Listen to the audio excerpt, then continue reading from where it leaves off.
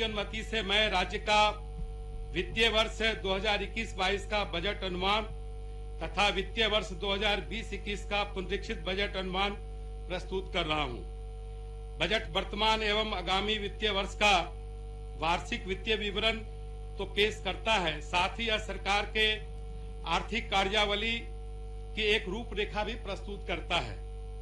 वर्तमान वित्तीय परिवेश में सरकार की वित्तीय नीतियां एवं प्राथमिकताएं क्या हो, इसके लिए हमने कृषकों, पशुपालकों, महिलाओं, छात्रों एवं युवाओं, औद्योगिक एवं व्यापारिक संगठनों, सिविल सोसाइटीज आदि के द्वारा प्रदत्त बहुमूल्य सुझाव एवं विचारों को ध्यान में रखकर एक समावेशी विकास का बजट तैयार किया है।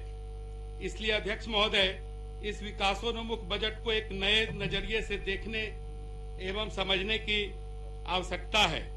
नजर को बदलो तो नजारे बदल जाते हैं। नजर को बदलो तो नजारे बदल जाते हैं। सोच को बदलो तो सितारे बदल जाते हैं। कश्तियां बदलने की जरूरत नहीं, दिशा को बदलो तो किनारे खुद ब खुद बदल जाते हैं। अध्यक्ष महोदय, राज्य के समग्र विकास के लक्ष्य को शामिल करने के लिए आने वाले वर्ष में उठाए जाने वाले दूरगामी कदमों की रूपरेखा एवं ब्यौरा प्रस्तुत करने के पूर्व वर्ष 2020 में राज्य की आर्थिक स्थिति की एक सच्ची तस्वीर प्रस्तुत करना समीचीन होगा।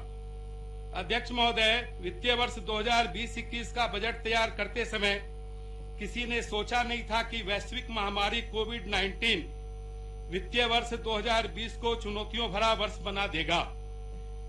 कोविड-19 ने विश्व के साथ भारतीय अर्थव्यवस्था को एक अभूतपूर्व तनाव में डाला था। देश में कोविड-19 की श्रृंखला तोड़ना आवश्यक था। इसलिए गंभीर आर्थिक परिणाम को समझते हुए भी भारत सरकार द्वारा देश में पूर्ण लॉकडाउन का निर्णय लिया गया। इससे देश के साथ बिहार में भी आर्थिक, सामाजिक और व्यापारिक गतिविधियां रुक सी गई। लेकिन हमारे लिए आम आदमी के स्वास्थ्य एवं जीवन की चिंता अति महत्वपूर्ण थी। इसलिए भारत सरकार के साथ राज्य सरकार ने भी जान है तो जहान है के सिद्धांत का पालन करते हुए लॉकडाउन का अनुपालन किया तथा कोविड-19 को पराजित करने की पूरी तैयारी की गई। भारत सरकार द्वारा कोविड-19 की श्रृंखला को तोड़ने हेतु लिए गए कठिन निर्णय के साथ राज्य सरकार एवं बिहार की जनता ने अतुलनीय सहयोग किया। राज्य की जागरूक जनता द्वारा कोविड-19 के निमित्त सभी नियमों एवं प्रोटोकॉल्स का अनुपालन किया गया। राज्य में पूर्ण लॉकडाउन के कारण आम आदमी अपने घरों में सीमित हो गए। इससे गंभीर आर्थिक एवं सामाजिक समस्या उत्पन्न हुई। तत्काल आम आदमी की बुनियादी जरूरतों को पूरा करने के लिए समाज के संवेदनशील वर्गों तथा निर्धनों में निर्धनतम, वृद्धजनों एवं अन्य राज्यों में काम करने वाले बिहार के श्रमिक भाइयों, महिलाओं एवं बच्चों आदि को सहारा देना आवश्यक था। अध्यक्ष महोदय, अन्य राज्यों में काम करने वाले राज्य के श्रमिक भाइयों की समस्याओं के कारण बिहार को अति चुनौतीपूर्ण स्थिति का सामना करना पड़ा। एक तरफ राज्य के लोगों का ख्याल रखना था तो दूसरी ओर अन्य राज्यों में काम करने वाले राज्य के श्रमिक भाइयों की चिंता भी थी।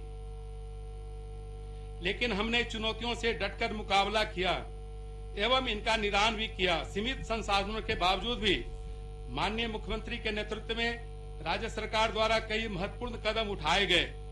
जैसे राज्य के शहरी इलाकों में फंसे निर्धन एवं निराश्रित व्यक्तियों के आश्रय एवं भोजन की निःशुल्क व्यवस्था हेतु 27 मार्च 2020 से 2 जून 2020 तक सभी जिलों के शहरी क्षेत्रों में आपदा राहत केंद्र का संचालन किया गया। इन केंद्रों में 30 लाख से अधिक व्यक्तियों को निःशुल्क भोजन कराया गया।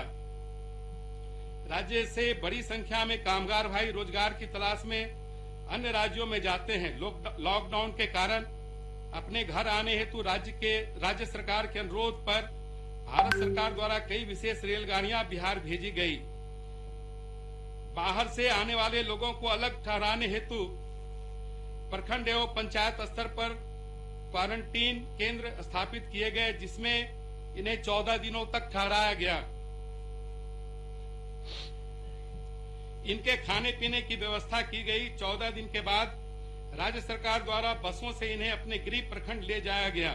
इन केंद्रों पर 14.82 लाख निबंधित अन्य राज्यों में काम करने वाले राज्य के श्रमिक एवं उनके परिवार ठहरे।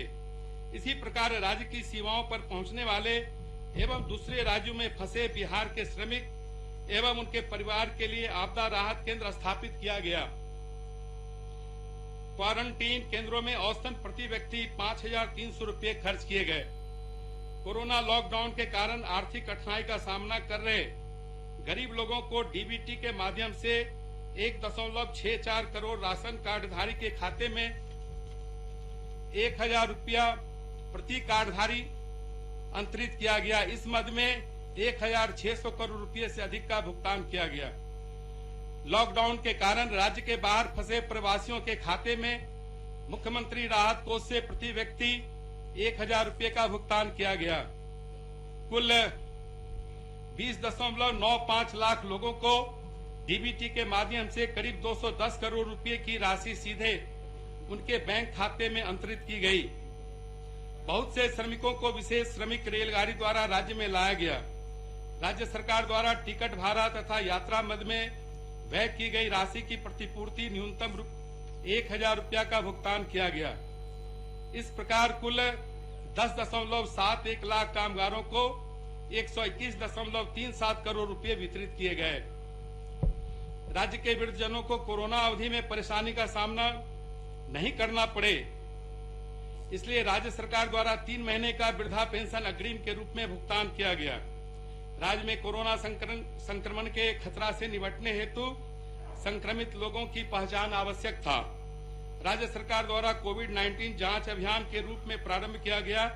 जांच के बाद कोविड पॉजिटिव मरीजों को पृथकवास में रखा गया एवं उनको मुफ्त में दवा भी दी गई। 12 सरकारी लैब